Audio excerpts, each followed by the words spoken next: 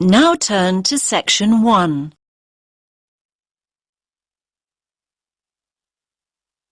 You will hear two students talking about libraries.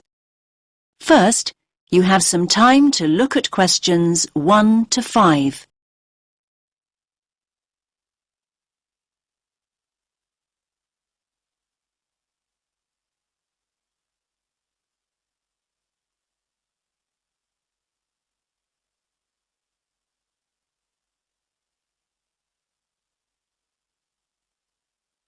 Listen carefully to the first part of the conversation and answer questions 1 to 5.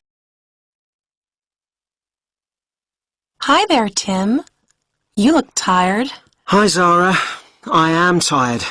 Well, it is SWAT-vac after all. SWAT-vac? Ah, yes, of course. Exam period. Don't remind me. I'm pretty exhausted myself. I'm finding it very difficult to study. It's so noisy where I live. I can't concentrate with all that traffic outside. I definitely need to find a quieter place to study. Me too. Actually, I've just downloaded some information about the best libraries in the city. Take a look at this. It's the Bailey Library. The Bailey Library. Isn't that the really old library on Parkville campus? Yeah, that's the one. It's the oldest in the city. And it says here that it's really popular with students. Popular with students? That means it's noisy and crowded. Okay. I see what you mean.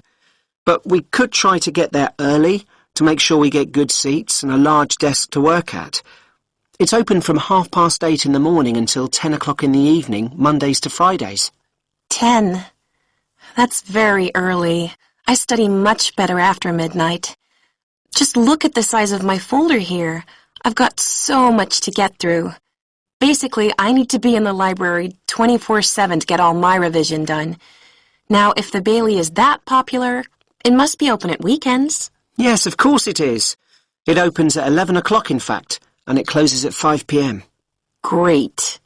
Not exactly what I call ideal for late-night study. Count me out. Okay.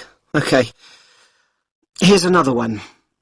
The Brown Library. Yeah. I think I've gone past it a couple of times. It's close to Stratton Street, right? Yes, Stratton Street and Royal Parade. Royal Parade? Well, that's convenient for me. My apartment's just a few minutes' walk from there. When's it open? Well, it says here it opens at 7 in the morning, and you'll be pleased to hear that it closes well after midnight, 2 a.m. in fact. And we can go there any day of the week. That sounds ideal. Oh, wait a minute. We can't use it. It's only open to biomedical students. Biomedical students only? Great. Just when we thought we'd found the perfect place to study. Oh, wait a minute. This one sounds good. The RMIT Library. The RMIT Library? I've never heard of it. Where is it? It's on Swan Street, near the Central Bus Station. Swan Street. Ah, yes, I know where that is. It's a really long street, though. Do you have a number? Yes, number 360 Swan Street. The full address is Level 5, Building 8, 360 Swan Street. Okay. I think we'd need to get the bus there, but that's not a problem. So when's it open? It's open from 10 till midnight on weekdays. And what about weekends? 10 in the morning, but it closes at 6 o'clock on Saturdays and Sundays. But listen, it says here it has excellent computer and internet facilities. I like the sound of that. Me too. In fact, I like the sound of it so much, I think I'll take advantage of their excellent computer facilities right here and now. And how exactly are you going to do that? Your laptop isn't working. I know. So can I borrow yours? Now you have some time to look at questions 6 to 10.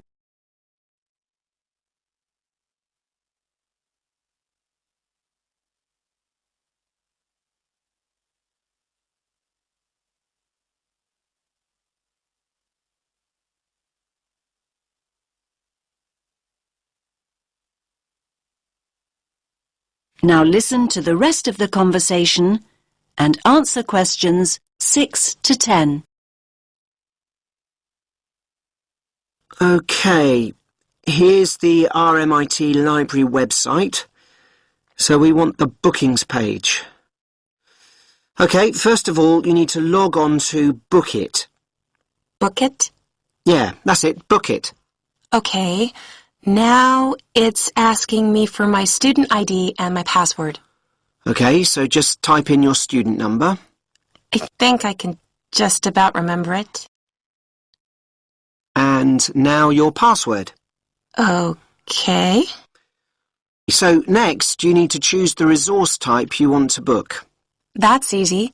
A PC. So now what you need to do is click on Location. Location. Okay. Now it's giving me a floor plan. It looks like I've got a choice of 18 computers. Great! So click on one of the PCs. I'm choosing this one. It's right next to the window. PC number 4 to be exact. So what do I do now? So now you have to choose the date of booking. So when do you want to book it for? Let's go for tomorrow. That's Friday, June 6th. And just click. I just have. So why isn't it working? You've got to go into View Options. Ah, it's working now. Friday, June 6th. OK, so now you need to choose a time. Let's go for a late afternoon. 5 p.m. Right, let's do it. Great! It says booking completed and there's my name on the booking schedule. Result! That is the end of section 1. You now have half a minute to check your answers.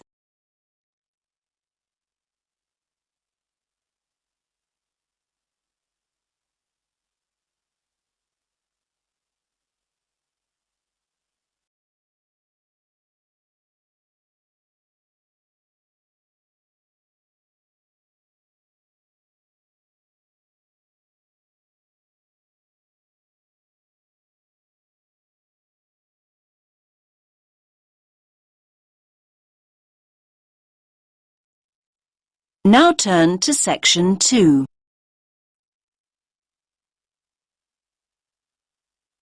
You will hear a guide talking about a tourist program. First, you have some time to look at questions 11 to 14.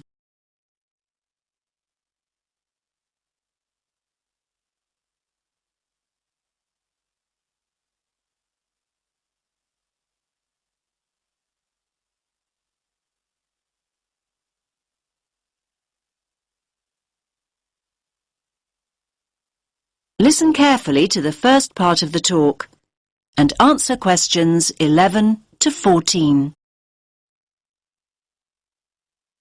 Welcome to all of you. Can everyone see me and hear me? Good. My name's Kathy, and I'm here to tell you about the special programme of events going on here at the Royal Observatory.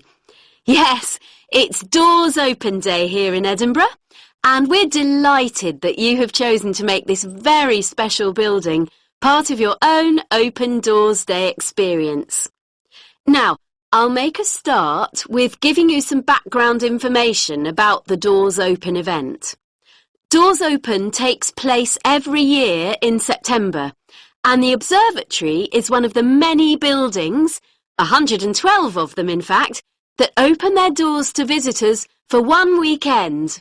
And yes, there's absolutely no charge. It's all completely free. The observatory has been involved in this event for more than 20 years. And every year, we attract more and more visitors, like you, who want to find out more about great buildings in the city. And hopefully, you'll leave with a better understanding of the universe too. OK, now let's run through today's programme of events. There are many activities to choose from, so make sure you make the most of your visit. Now, there will be planetarium shows throughout the day. Now, these will run 4 times, both today and tomorrow, Sunday. These are popular, so please note that we're operating a booking system for these shows. Tickets for the 2 shows we're running this morning, the first showing at 10:30 and the second at 11:30, will be available on a first-come, first-served basis here at the information point. Tickets for the 2 afternoon shows at 2 p.m. and then at 3 p.m. will be released later on at midday. So booking is essential as spaces go very quickly. Now you have some time to look at questions 15 to 20.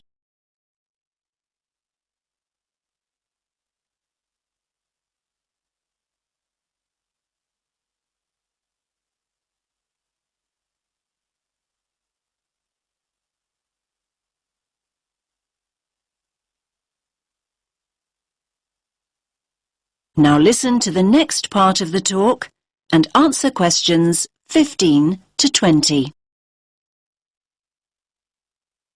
We also have some special tours of the observatory available. These include a tour of the telescope dome, and visitors will even have the opportunity to get onto the roof. I hope that those of you who are interested are wearing your most comfortable shoes and that you can keep up the pace. It will be worth the effort of climbing all these stairs. You'll have stunning views over the city when you reach the top. Now, for those of you who want to take things at a more leisurely pace, there will be an opportunity to visit the Crawford collection and learn about the instruments that have been built here, and there will also be some items from the collection on view. For those of you who don't already know, the Crawford collection is an astronomical library. And not only that, it ranks as one of the most important astronomical libraries in the world. You are promised a real treat here. And it's great to have so many younger visitors here today. Now, we have a craft workshop for children here in the visitor centre where they can make their very own model of a telescope and colour their very own planet. Please note that all children must be accompanied by an adult. So, as you can see, it's a pretty full timetable and there's a lot going on. Now, any questions? That is the end of section 2. You now have half a minute to check your answers.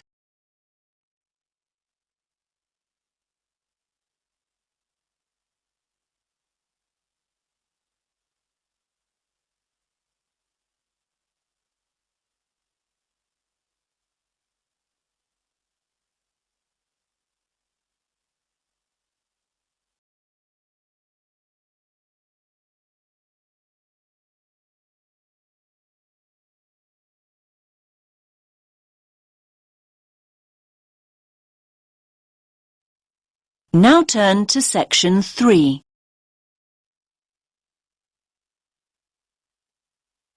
You will hear 3 students discussing the issue of waste deposited in space. First, you have some time to look at questions 21 to 23.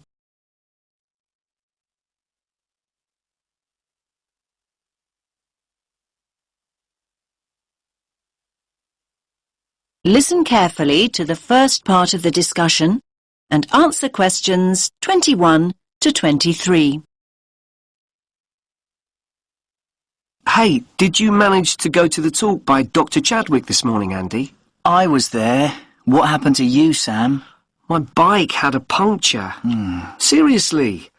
Anyway, Ruth, I bet you took some notes. Can you fill me in? Sure.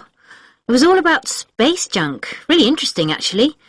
I mean, I knew about how much rubbish humans are dumping here on planet Earth, but I had no idea how much junk there is flying around in space. Did you know that there are literally millions of pieces of rubbish orbiting the Earth as we speak? Not until now, I didn't. They reckon that around 100 tons of very small objects, like mainly dust, drops on Earth every single day. Yes, that's what she said. I thought space junk was all man-made. I can't believe they know so accurately how much is actually out there. Do they track and monitor it all the time? Yeah, they do. According to the talk, there are nearly 25,000 objects larger than 10 centimetres in diameter now orbiting the Earth. And what does all this space junk consist of? Isn't it all discarded parts of rockets that were either broken or left behind after space missions, like Apollo and all those spacecraft from years ago? Well, yes, but not only that. All other kinds of debris that we've dumped in space too. Anything from dead satellites to loose metal screws. There are even tiny particles of paint and liquid coolant. You now have some time to look at questions 24 to 26.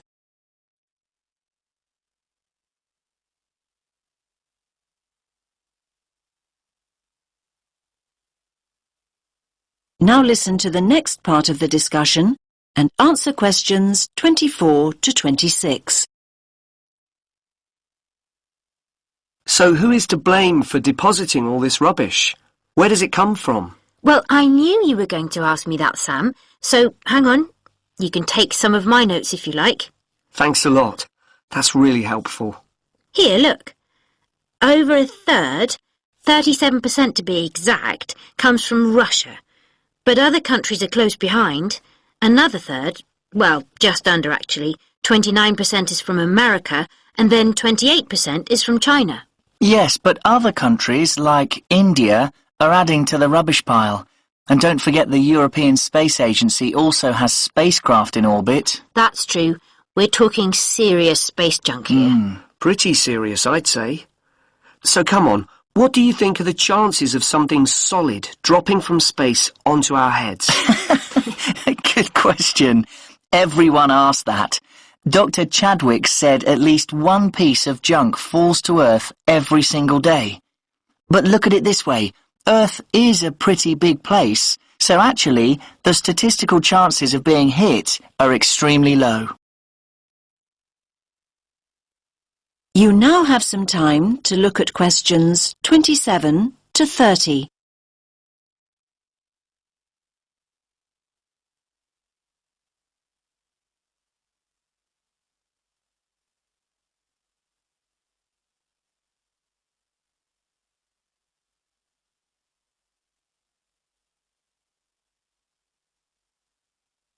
Now listen to the rest of the discussion and answer questions 27 to 30.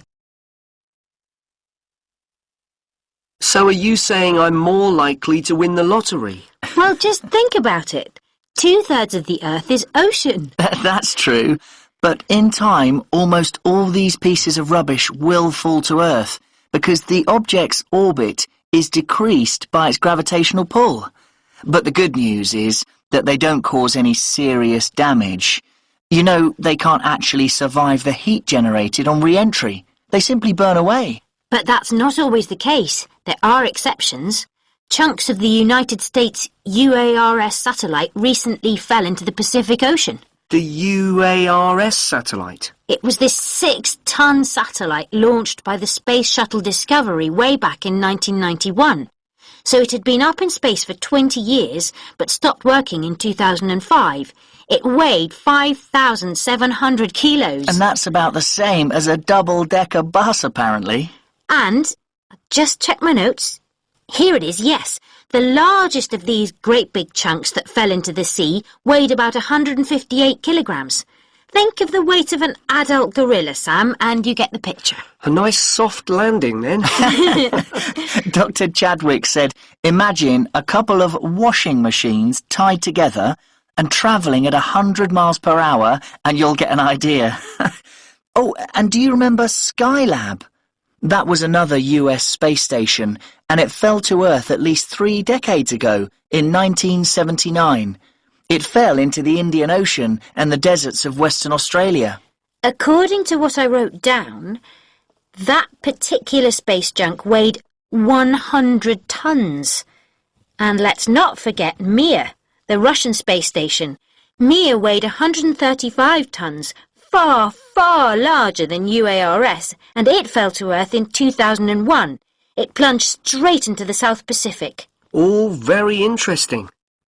Listen, I've got some junk of my own to sort out. My bike. That's the second puncture this week. Come on, I'll help you fix it. That is the end of section 3. You now have half a minute to check your answers.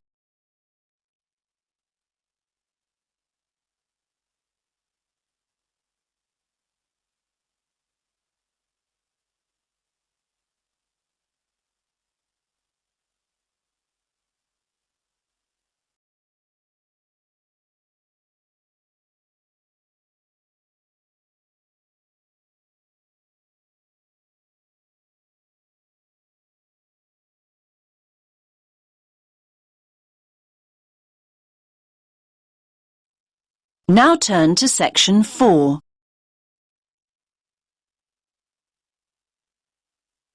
You will hear a woman talking about retail psychology. First, you have some time to look at questions 31 to 40.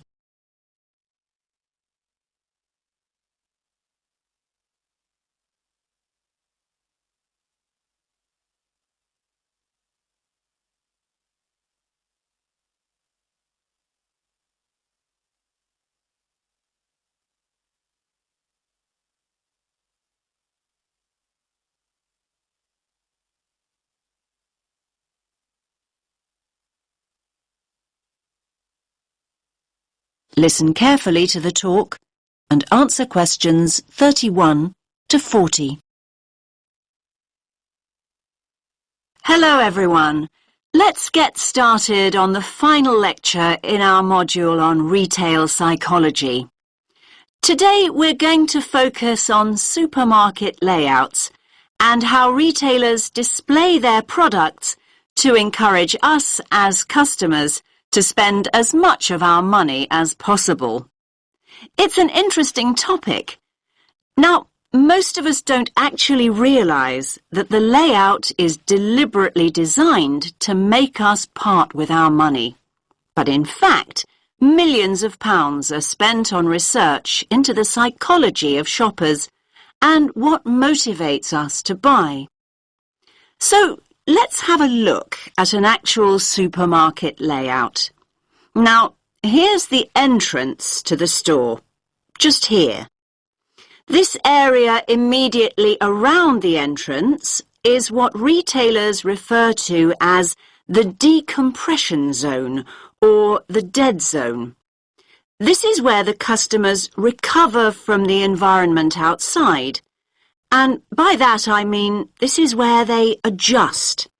For example, the place where they might put their keys in their pockets or take off their sunglasses, these kinds of things. So, what do you notice about this area? It's very empty, isn't it? Yes, it's pretty much clear of stock altogether. This area is not designed or used to sell us anything. Basically, the supermarkets never put any merchandise here because they know that no one's ready to buy yet. However, the retailers want their customers to feel comfortable. If they're in a relaxed state of mind, they're much more likely to stay longer and spend money. Now, let's look back at the entrance again. Now, it's interesting, but we know that 3/4 of us look right, not left, when we go into a supermarket. So, 75% of people. This gives the supermarkets a great opportunity to hit us with promotions and offers. So, near the front door, you might also find what we call the dwell zone. The dwell zone is the area on the right-hand side by the front door where you are encouraged to relax and browse. You will usually find newspapers and flowers here to help you do exactly that. Moving on from the dwell zone, we come to the power aisle. Basically, it's the main route customers return to after venturing into nearby aisles. And so this is the area of the supermarket where the strongest offers are displayed. So, you might see a sign that reads barbecue time, and you'll see all the items you could possibly need for a barbecue. The charcoal, the sauces, the skewers and the drinks, everything you need, all in one place. Were you planning a barbecue before you went shopping? Do you even have a garden? Yes, the power aisle has a very powerful effect on sales, even though most of us don't even realize we are being sold to here.